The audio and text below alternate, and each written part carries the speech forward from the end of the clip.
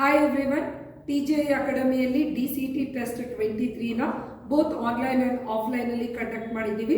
Test ಟಾಪರ್ಸ್ಗಳನ್ನ congratulate ಮಾಡುವಂಥ time.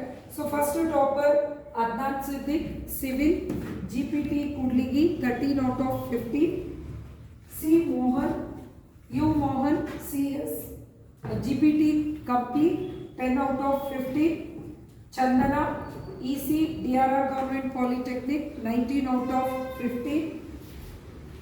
ಇನ್ನು ಆನ್ಲೈನಲ್ಲಿ ಕೂಡ ಟೆಸ್ಟ್ ಟಾಪರ್ಸ್ಗಳಿದ್ದಾರೆ.